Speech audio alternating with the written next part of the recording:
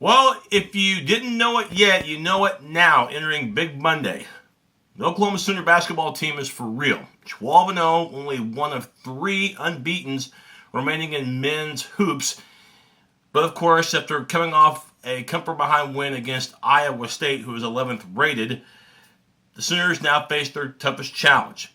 And it looks like it's going to be number one versus number two. And if the Sooners, by the way, we're doing the show on Monday morning, so we still don't know what the latest AP and coaches polls are going to say. Because if the Sooners move up in the coaches poll, they're going to be number one. Otherwise, if they remain, they'll stay at number two. And do expect that the Sooners will move up to number two in the AP because of Michigan State's loss last week to Iowa. Kansas is going to be number one and for sure the AP. So what I'm trying to get at, number one versus number two, Allen Fieldhouse in Lawrence, Kansas.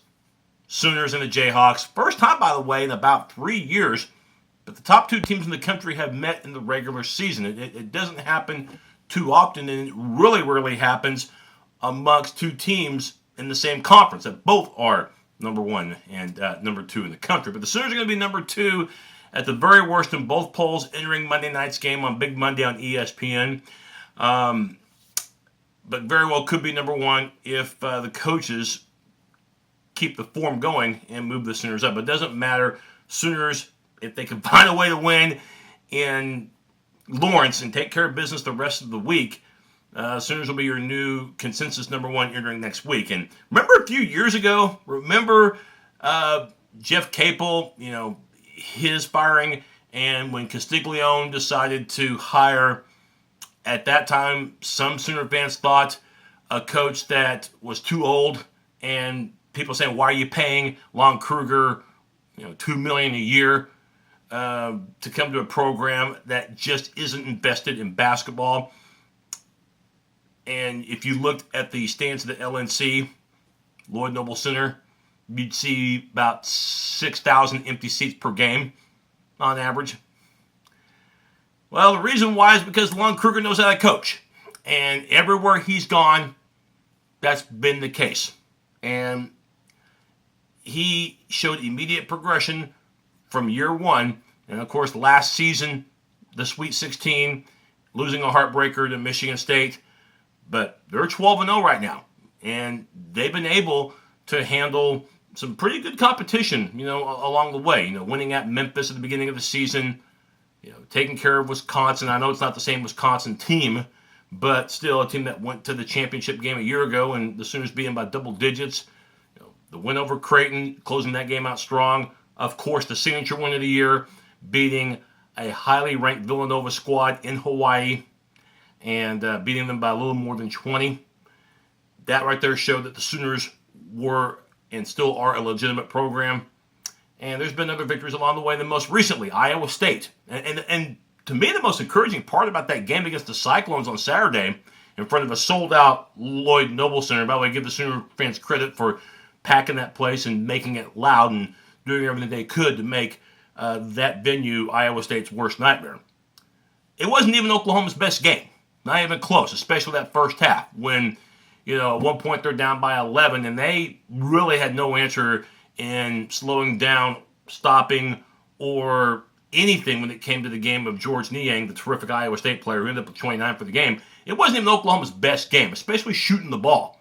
I mean, they were under 40% in that first half. Isaiah Cousins, anything he put up was bricks. And overall, even though Buddy Hield ended up with over 20 for the game, he didn't get his 20th point until he took his 21st shot from the field. The Sooners for the game only ended up with 41% from the field. And Iowa State, by the way, shot over 50% from the field for the game. Sooners, those last 5-6 minutes, closed the game out strong.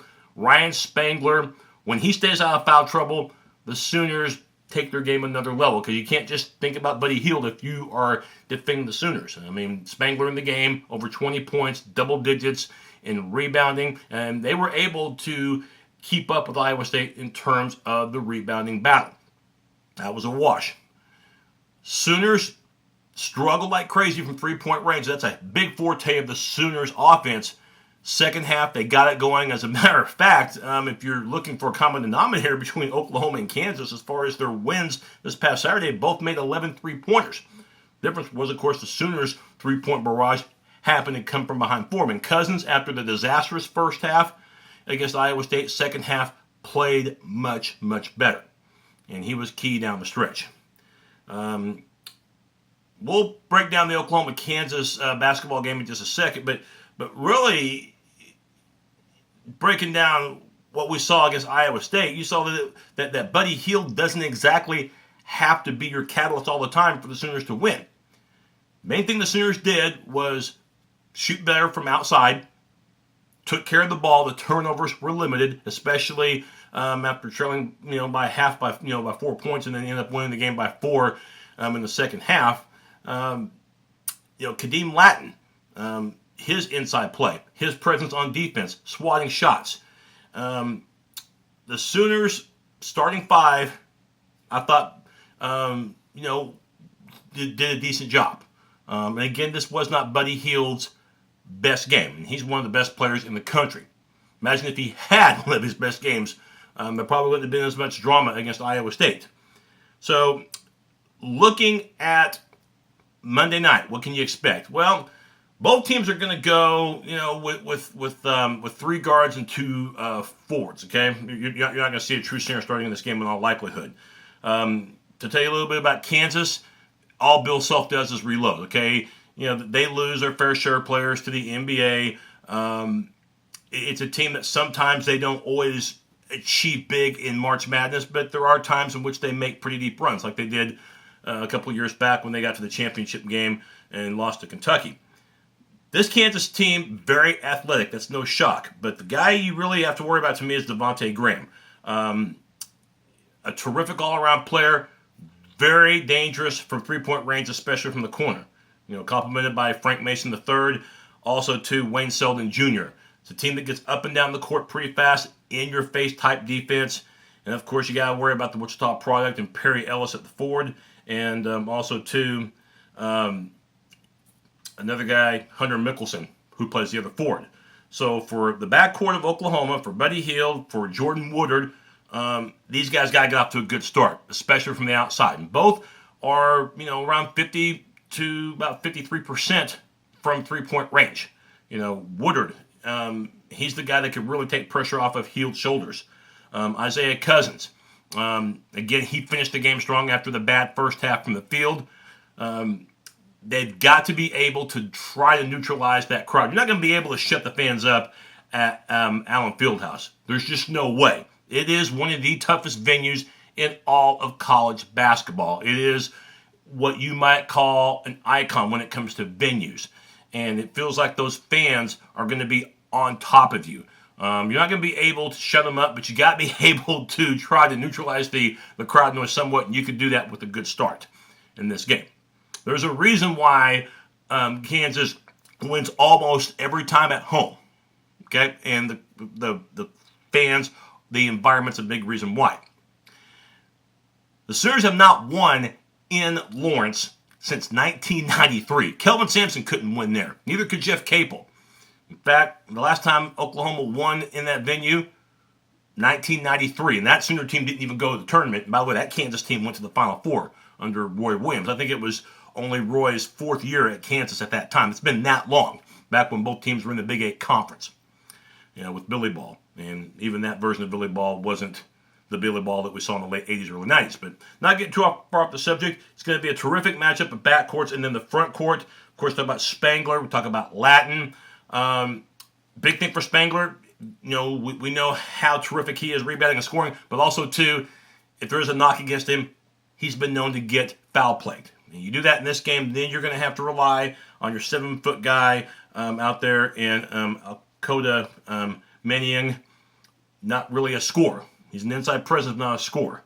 But we'll see how the bench does tonight for the Sooners. Genzel Walker, Christian James. OU only went 8 deep this past game. And Oklahoma knows that Kansas's bench, will go deeper.